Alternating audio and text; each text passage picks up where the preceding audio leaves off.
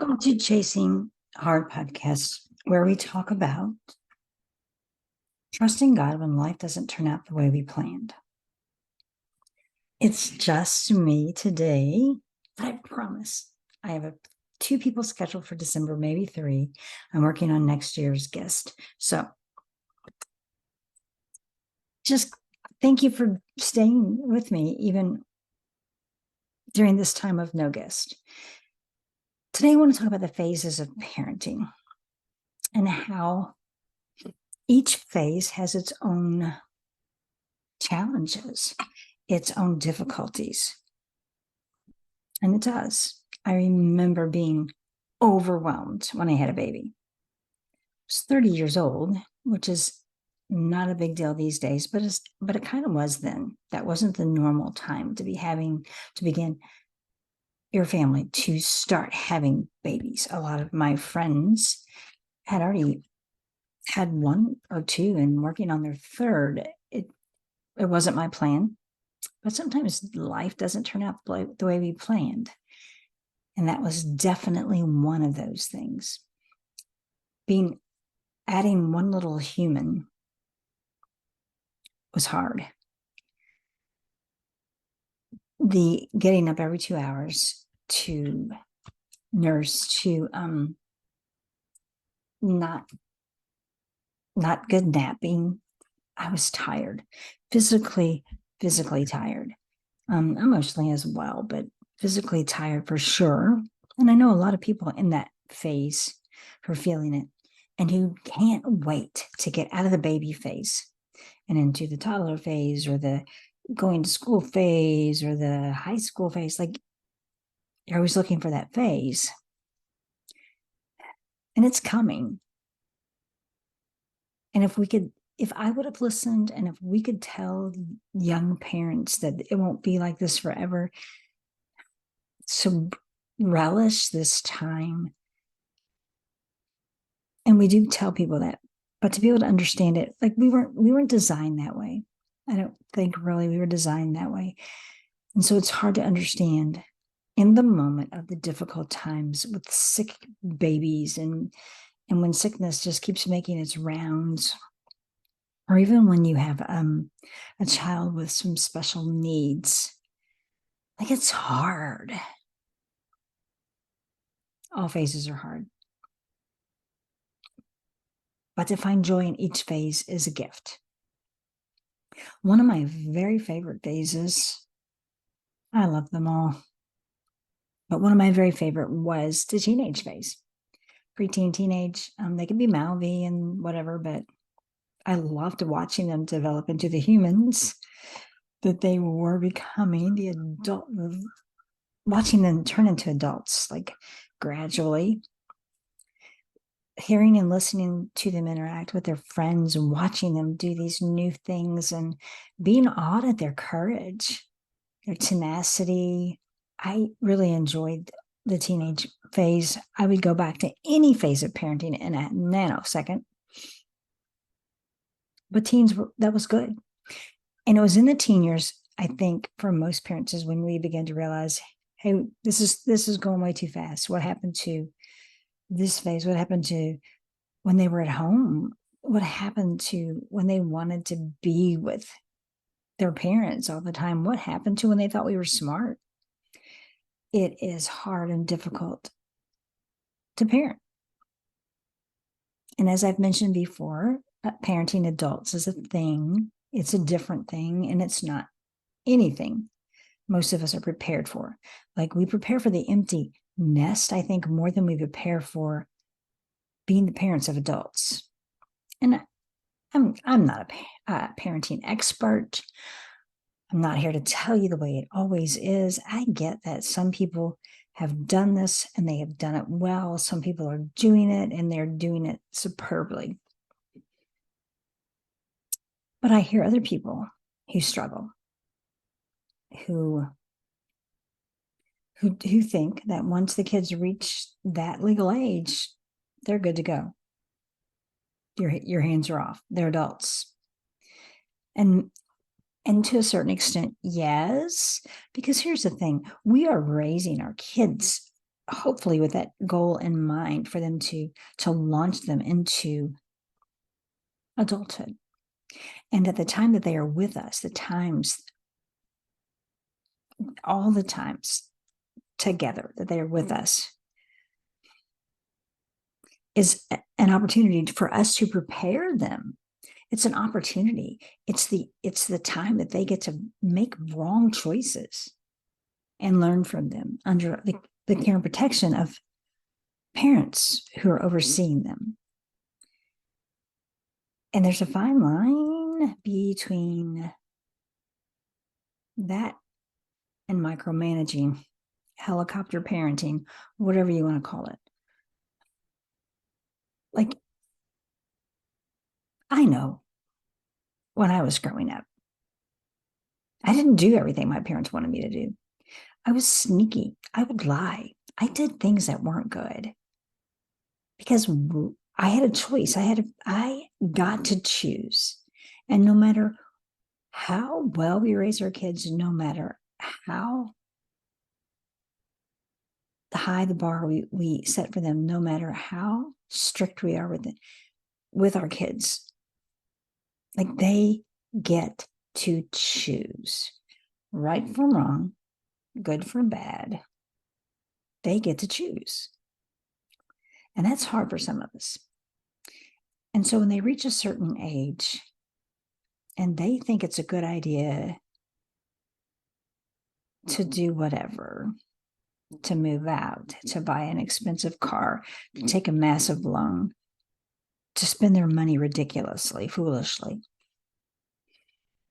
we don't get to say how they do that. And I know some people maintain this false sense of control, or they can hold some things over their kids' heads in order to make them line up. But ultimately, they get to choose. When my youngest moved out, I didn't think he was ready. Not prepared financially was my biggest concern.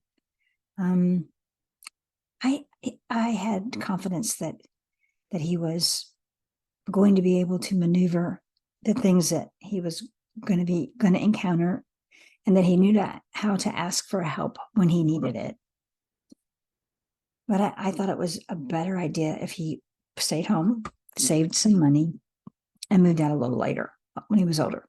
And that wasn't just because I wanted him at home, and I did.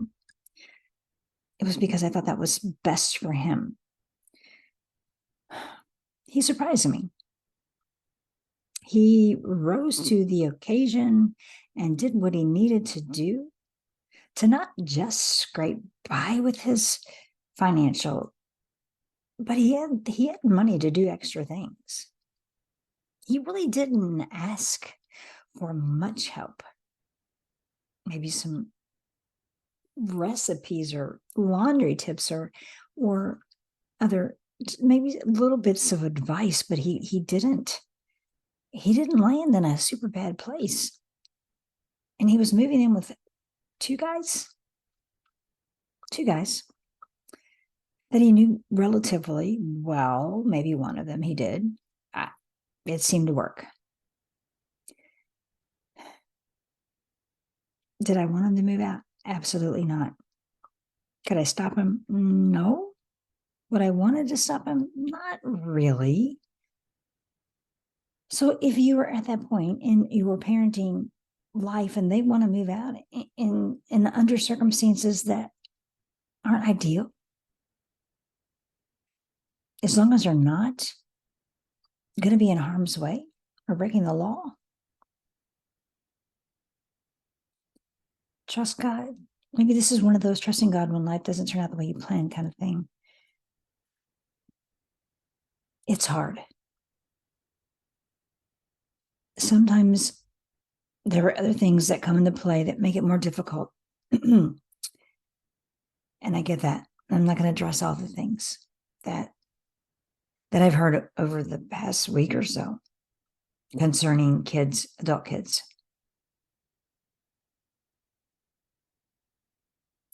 One of the best things we can do as parents of adults is to pray for them regularly, daily, hourly, whatever the case may be, and believe God. Like, don't just pray these desperate prayers, but go through the process of trusting God with this situation, with your child's life, knowing that He wants the best for them, even more than you do. Life does not always turn out the way we planned. That's what chasing hard is all about. Like, we sometimes don't get to decide what happens to us. Oftentimes we don't get to decide what happens to us. Sometimes we don't have a choice. Sometimes we are thrown into situations that we aren't prepared for, that we didn't ask for, that we would never have signed up for. But that's where we find ourselves, and we get to choose what we're going to do and how we're going to respond. And that's kind of like what I'm talking about with this parenting thing. Because you're dealing with people, and when you're dealing with people, things don't always turn out the way you plan. They don't. No, are you surprised? Are you shocked? They don't. Especially when you're dealing with other people, because people are people. They aren't perfect. We live in a broken world. People make dumb decisions, and those decisions oftentimes affect other people. And that includes parenting. Some of you are going through some really hard, serious issues, whether it be addiction or addiction. No, I mean, there are other situations, but I'm thinking of parents with children who are addicted, who have issues that are far worse than you thought, or maybe you didn't tend to the way you needed to, and you find yourself in a precarious situation. You get help, ask for help, and to pray, and know that you're not alone, and that this does not surprise God. He's not shocked. He's not trying to figure out what you're going to do. He's not mad because you blew it. And maybe you did. We all do. We live in a broken world. We're humans. We are imperfect. So be encouraged today, wherever you're at in your parenting, whatever phase you're in, try to find the joy, enjoy this time, because you don't get it back. If you're sleep deprived, I'm sorry. You'll probably be sleep deprived when they're teenagers or older, when they go off to school. If you're just frazzled, if you're dealing with rebellion, if you're going through the phase where your kid doesn't think you're all that great anymore, sorry about that. Just be patient, love them anyway, do the best you can. You're doing a good job. As long as you show up, you're doing a good job.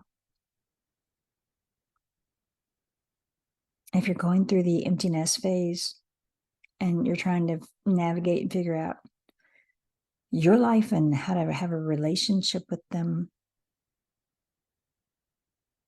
just hang in there. Trust God. When they get married or have that special someone in their lives, it's hard to navigate and figure out what to do. Hang in there. You're not alone. Trust God. If your kid lives a distance, like a lot of us have kids who don't live close by, you're not alone.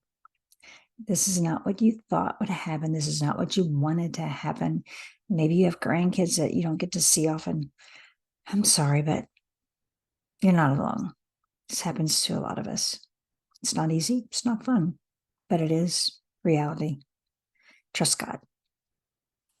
That's it. That's all I got. Trust God when your plans go awry, when your plans get derailed, when they are hijacked. Trust God. Next week, I hope to have a guest.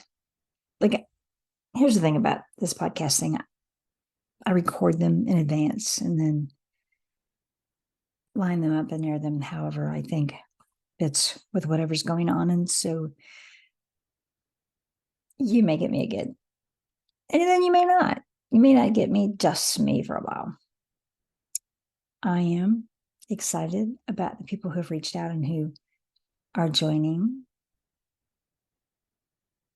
Look forward to the conversations that I will have with those people, and look forward to what you gain from them, what God wants you to gain from them. I'll be back next week here on Chasing Hard Podcast, and I hope you are too.